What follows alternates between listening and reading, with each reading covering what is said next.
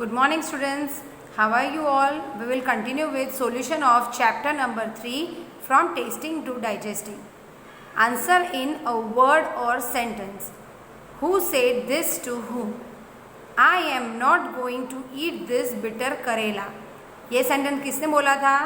Jampa said to her mom. Don't you get bored of any one kind of taste? ये sentence किसने कहा था?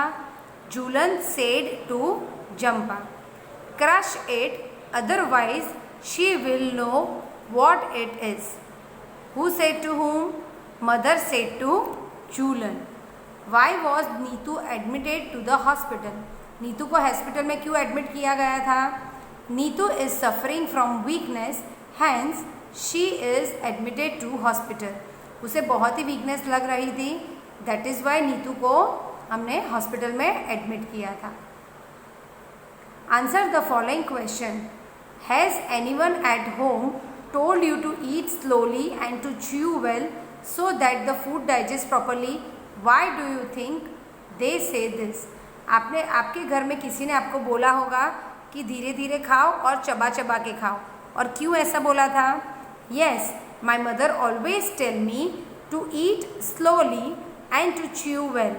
I think proper chewing is necessary for easier swallowing. It also help to digest the food.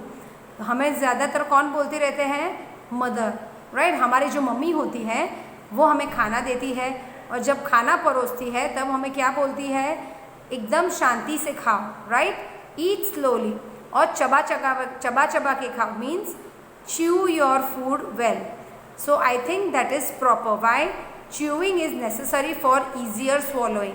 समझो कि हमने बड़े बड़े piece अंदर उतारने की कोशिश की तो वो गले में चॉकअप हो सकती है, लेकिन हमने ज़्यादा च्यू किया तो वो ज़्यादा सॉफ्ट हो जाएगा और वो स्मूथ हो जाएगा.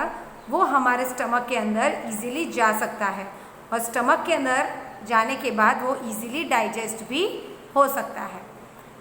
Where do you think the food must be going after you put it in your mouth and swallow it? जब हम खाना खाते हैं तो वो फूड कहाँ जाते हैं? हमारे माउथ से वो कहाँ एंटर होता है, और उसे हम जब स्वॉलो करते हैं तब. I think the food from mouth goes to the stomach. जो फूड हम खाते हैं वो माउथ से डायरेक्ट स्टमक में जाता है. How do you feel when you are hungry? How would you describe it? जब भी आपको भूख लगती है तब आप क्या फील करते हो और आप कैसे कहोगे? When I am hungry I feel strange sensation in my stomach. Means हमारे स्टमक के अंदर चूहे दौड़ने लगते हैं, right.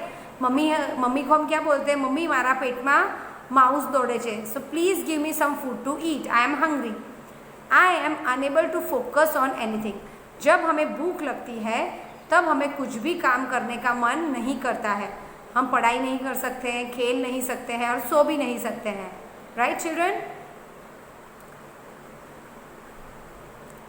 Would you be able to manage without drinking water for 2 days?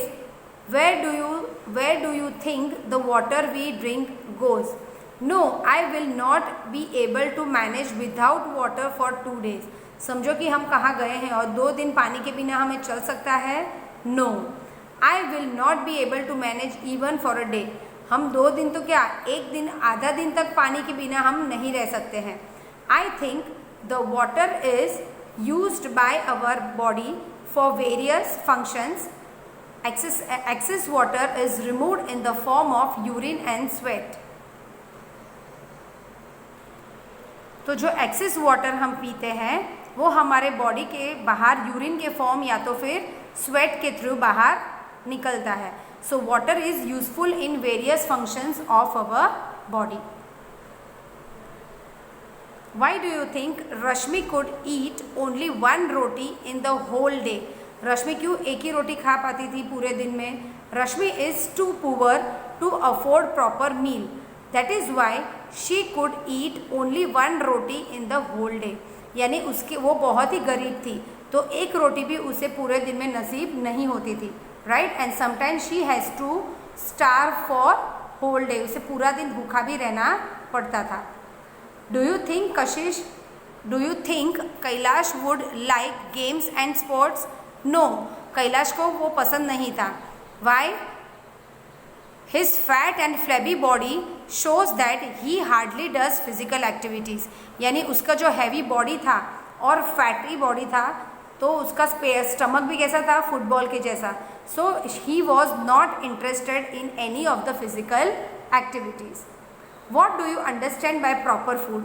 Adequate and nutritious food according to one's body needs make the proper food.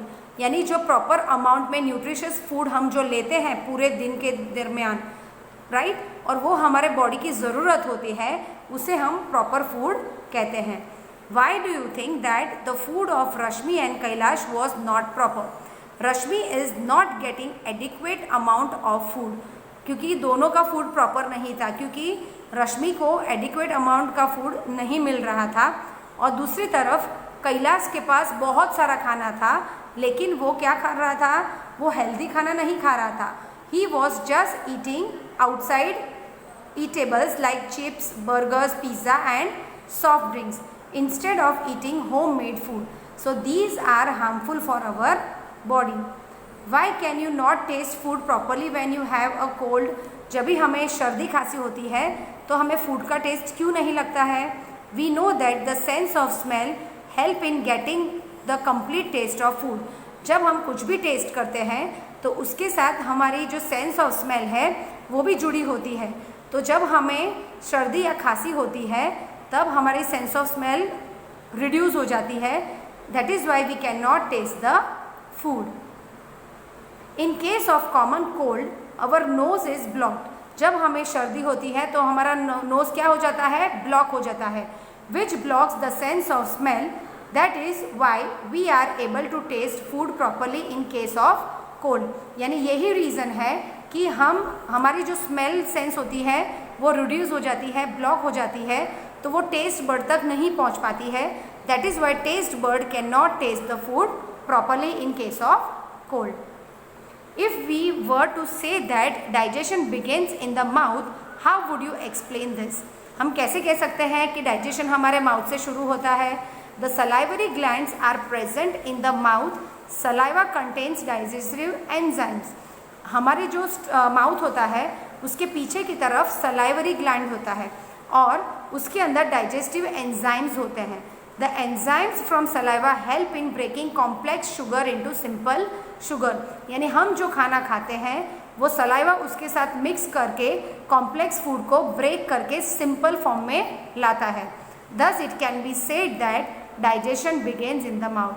So this is the reason, children, we can say digestion starts in the mouth. With this we complete exercise of chapter number 3. Thank you and have a nice day, children.